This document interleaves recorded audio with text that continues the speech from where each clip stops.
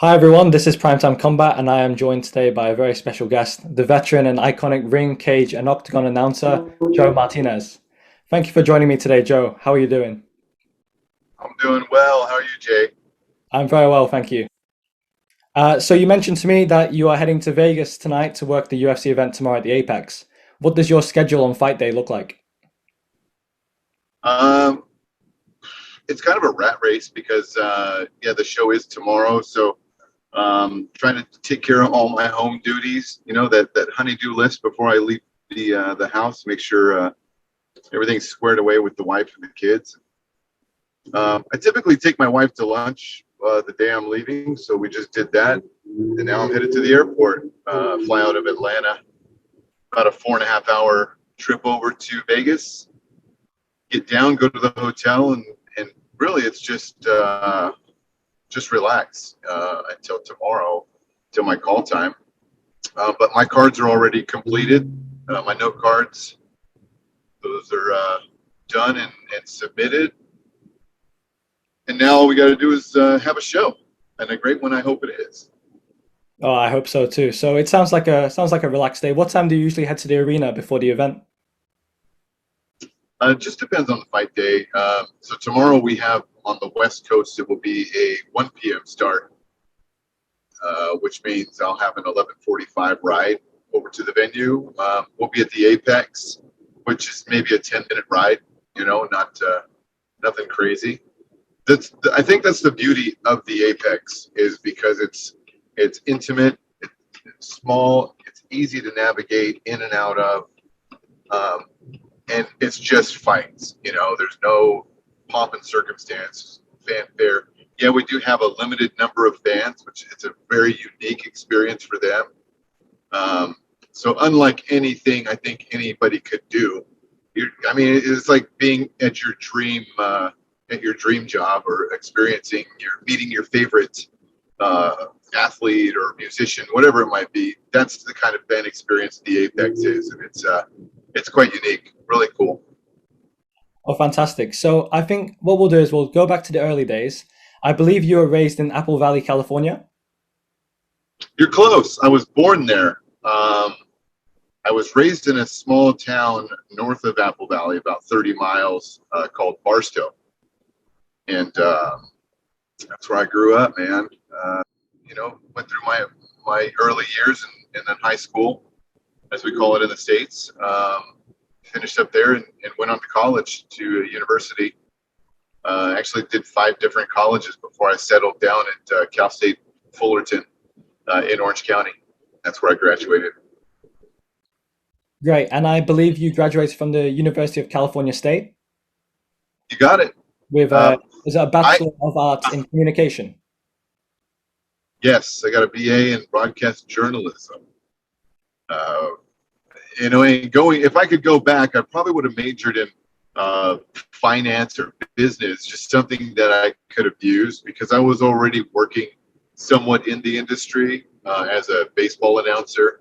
But I really should have challenged myself and probably better equip myself to position, put myself in a better position for those dry times in this career that I've chosen or has chosen me. Anytime I've tried to get a real job, I've never lasted too long. So announcing has always been my go-to, and I love it. I absolutely do. It's not work. It's always fun. Great. So was becoming a sports announcer always a career objective of yours? And I didn't know. I didn't know if I wanted to be a sports announcer. It was something that I just messed around with, uh, watching watching television.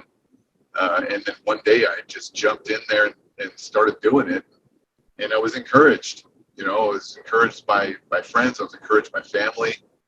And really, that's what motivated me to pursue going further with it. So Great. And I know you touched on it. I believe your first professional career started in 1996 when you got the role of being the public announcer for the Lake Elsinore Storms baseball team. you got it. Yes. So That what was was it it feeling was like? it was it was incredible. I mean, I go back and just remember the audition process and sitting up there and reading copy, not knowing where the stadium was, never even really heard of the town. And I get there and I see the stadium, and it was, at the time, it was one of the top 10 minor league stadiums in the United States. And minor league baseball was massive, years ago. And I mean, over 200 minor league teams all throughout the United States. And it was number 10, it was in the top 10 of the most, and it deservedly, because I got there and I just got butterflies. I'm like, this place is so legit, man. And all I could think about was announcing it and watching baseball. I was a baseball fanatic. It was hard for me to go a day without watching a single game. I had to watch something every day, but auditioning and then getting the phone call and the offer was, it was like you've been selected as, whatever your dream was, and you get that call. You're like, impossible. It doesn't make it. Me? Really? Thank you. Oh my gosh. And then you call everybody, and you don't post anything on social media, because back in '96, we didn't have social media. Thank God. And let's talk UFC and Zuffa. So now you've announced that over 100 Zuffa events. Your first UFC appearance came in December 2012 at the Ultimate Fighter Season 16 finale. How were your emotions leading into your UFC announcing debut? Have I done over 100 UFCs now? I believe so, yes. Wow. That's crazy. Well, 100 events under the Zuffa banner. Okay. Yeah, including WEC, I'm sure. Yeah. And you asked me how it is working under the umbrella there? Yeah, working under the umbrella, and also your first UFC announcing debut. Yeah, I mean, that was the Smashes finale. December 12th, I was on a plane. I was kind of bummed because I think I left on 12/11/12, and it was an overnighter, and I landed in Australia on 12/13, so I missed the entire 12/12/12 phenomenon. I was like, no, there won't be a 13/13/13. This isn't cool, So that was kind of a bummer, but I guess I experienced it on a plane, just never realized it. But incredible, man, and probably one of the very few times I beyond anxious to get in there and do it, because it was my first event outside of WEC for Zuffa, and it was a good year and a half since I'd been inside of the WEC cage and now the UFC octagon. It was truly exciting, but it was also familiar, because I had I think Chad Mendez was also on the card. I believe he was the main event on that.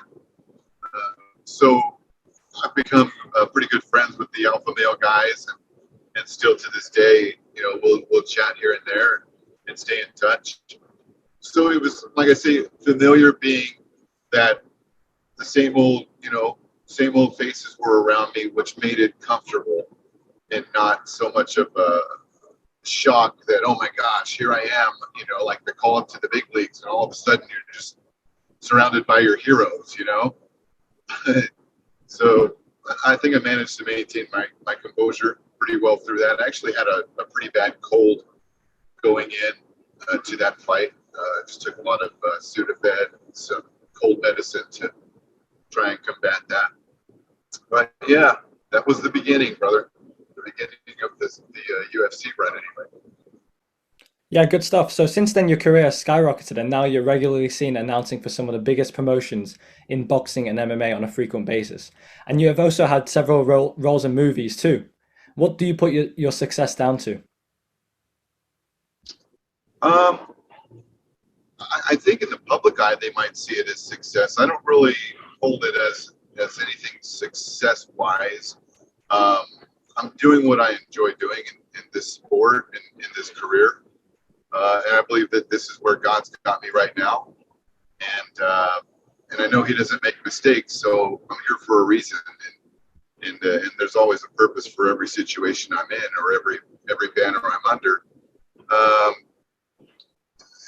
But I just think being diligent. I mean, if we're talking about succeeding to achieve a goal, first of all, it was setting a goal. And my goal always was to announce in the UFC or announce a major pay-per-view event in boxing, but not just one. I wanted to do multiple.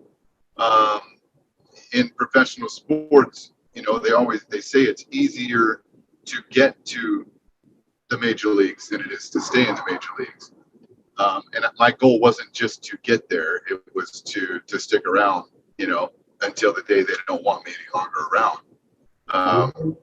So setting goals and achieving goals, a bit complacent or overly comfortable, and I've seen that out of myself. So I've had to, sometimes you got to step back a minute and just appreciate, when you have that long 15-hour flight and you're kind of moaning and groaning about it, like, oh my gosh, you have to remember, like, there's 6 billion people in the world who would trade places with you in a minute, to get on a plane and go to an island and announce fights, it's like, seriously, get yourself together. And, not that I ever, really complained about that, but yeah, I mean, when you're sitting on a plane for a long time and your body starts to ache a little bit, you can moan and groan a little bit. But when you gather yourself up and refocus and appreciate the situation you have before you and where you are, your perspective can change, or it can get tainted. So I try to maintain a clear head and good perspective on everything that I do, whether it be minor league baseball, professional fighting, or inside the octagon, for UFC. I want to hold the same presence and the same standard that I have for myself. Give them the best me that I can give them. That's great. And regarding Abu Dhabi, so during the last 2 years, you've had several appearances in Abu Dhabi at Fight Island with Fight Nights, and even announcing at your first UFC numbered event at UFC 267 last October. Firstly, how was your experience on Fight Island? And secondly, what was your feeling going into UFC 267? Fight Island was incredible. Probably the most amazing experience I've had in this career. And thankfully it was with Zuffa, it was with UFC. And we're a tight-knit family. I believe everybody that works for the promotion, from Concom on the TV side to the talent that you see, like cage side, octagon side, Bisping and Cormier and on down the line. We all have a friendship that goes beyond work, and I appreciate that. And to get to hang out with those people, for 3 weeks. I mean, I won't share too many stories, but it was just say it was nice. It's nice to take the suit off and be yourself. And a lot of people don't realize you actually have a personality until you're allowed to show it. And that's kind of the case with me. It's like people have no idea that I'm a freaking mess. That I'm an absolute jokester, prankster. I don't pull pranks on people, but I mean, I just enjoy entertaining. So I'm a bit of a socialite in that regard. And then, people will look at you like, dude, you're funny, and I'm like, yeah, I don't know, I guess, but it was nice to chill and enjoy the great foods that they had for us there at the hotel, and get to know people better. The DJ for UFC, AL3, he's a good friend of mine, and we still, go out and eat in Vegas. Matthew Valenzuela, he's another one. And we were like the three amigos, the whole time we were over there, because we were all there at the same time. Sounds good. And also, at UFC 267, that was your first numbered event. When did you get the call up for it, and how did you feel announcing? I felt great. No, I was on point. I felt strong. Not nervous, not anxious. I was just excited to get it over with. Really, that was my focus when I got the call. I think it was maybe 10 days before the show. Can you do Abu Dhabi? And I said, sure. Anything you guys need. That's always, my answer. So the arrangements were made, and I told my mom, I told my wife, I told my brother, and that was it. to tell anybody else. I didn't post anything on social media, on my Instagram, which is private anyway. Just went over there and did the show. And of course, as soon as, I'm taking off, I'm getting just blasted with messages and people wanting to interview me because I'm doing it. And I'm like, it's a UFC event. It's not my first one. And I think it was just made to be a really big deal because somebody wanted to make it a big deal. And I can appreciate that, It was an unfortunate time for Bruce that he got COVID, and I was happy to fill in. And I know his streak ended, but then he turned around and broke my streak. So, hey, touche. And just one final question for this part of the interview. Is there anything in sports announcing that is on your bucket list as something that you aspire to do? The Olympics. I would, and I don't care what it is. And I've said it before, I will do underwater basket weaving. I just want to do a true Olympic sport and event. I don't care what it is. I don't care what it is. Yeah, that's been on my list for a very, very long time. I've done College World Series. I've done toured with the Globetrotters basketball team. I've toured with the U.S. Olympic softball team, as the announcer. But I have not been able to yet do an Olympic a year, So maybe 28 Los Angeles will be my goal. I hope so too. Thank you. Yes, that'd be great. So now we're going to move on to the quickfire questions. So I've just got a few quickfire questions for you here, Joe. We'll start with your favorite venue to announce at. Let's go to the O2 Arena in London. British fans are the best fans, I believe, in all of combat sports. Probably all of sports. I love the cheers, the singing, the camaraderie, the debauchery. All of it mixed together is incredible. Well, I guess that moves nicely to our next question. The best atmosphere you have announced at? The O2 Arena in London. Yeah, I love the fans, man. And, fans are what make everything great. You saw pandemic fights and announced a pandemic fight, and it's like who's getting excited in here? There are no fans. It was a trying couple of years for sure. Thank God fans are back, and I hope it stays that way and we never do that again in our lifetime. Okay, moving on. The best knockout you have watched cage side? Oh my gosh, Joaquin Buckley, the spinning back kick when his foot got caught. Do you remember this? It was on Fight Island. Of course, I remember. One of the craziest things that I've ever seen. Yeah, so that one easily was incredible. Yes, probably the best and my favorite. Okay, the next one. The best fight you have watched cage side? Oh my Lord, there have been so many just wars. You know what? That's a hard one to pick, buddy. And I would probably not even give you a good one because I've seen so many different fights. Yeah, I'm gonna have to skip on that one. No worries. Has there ever been a time, I'm sure there's been a time, but when you've watched a fight and you haven't necessarily agreed with the scorecard? Yes. How do you Many feel when you times. have to announce this? Like hiding. Like, and I haven't had to do it in UFC. I've done it in boxing, and I will question again. I'm like, are these scores correct? Okay, all right, and then go up there and do it, and then in your heart, you're like, this can't be right. But yeah, sometimes you see a score, and I go up there, and I'm like, and I walk back out, I'm like, did I get that right? I'm like, yeah, you were right. I said, okay, just making sure. But yeah. Next one is, do you have any routines or superstitions before an event? I'm not superstitious, but I do pray. I say my prayers before shows, before I walk into the octagon. I'm constantly talking to God throughout the day. I don't set a prayer schedule. Just have a conversation as needed. But yeah, I do specifically and intentionally pray over the venue that we're in, and that I glorify God in all that I do, and keep mindful that I'm there because of Him and not because of myself. So I just don't ever want to make what I do about myself.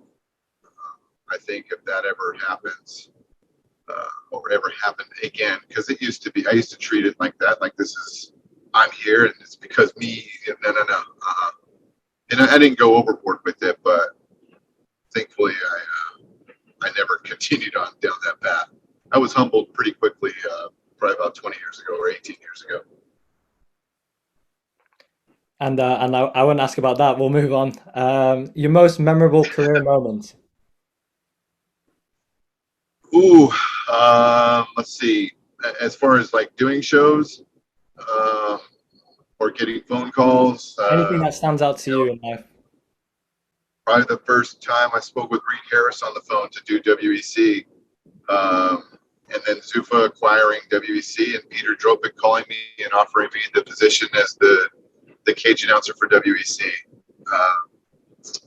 Being a part of just amazing atmospheres of fights, and I remember the most special one for me in my career, the very first most special one, I should say, was when Faber fought in Sacramento at Arco Arena, and we packed that place for a WC event. And just the feeling, the electricity, the rumbling, the sounds in the arena, it's just deafening. It was truly just the first time I had ever felt anything like it, where I couldn't even hear my breathing. I couldn't hear myself. I couldn't feel my heart beating. It was incredible. And finally, what would your intro song be? Oh, man!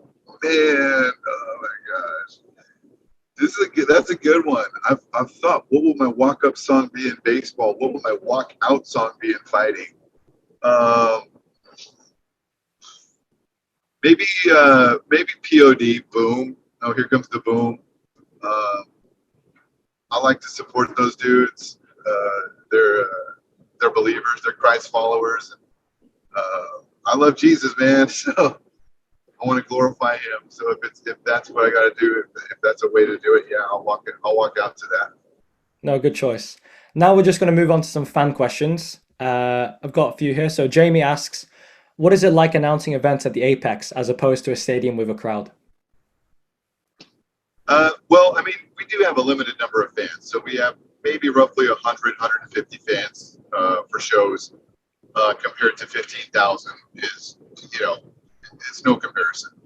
I love arenas. I love hearing fans roar, and it's so much easier to do my job uh, when you have that reciprocation, you know, uh, just the feedback.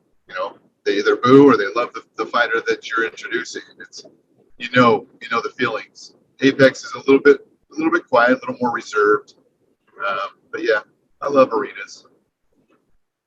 I've got one more. Mike asks, is Herb Dean on your Christmas card list? Absolutely.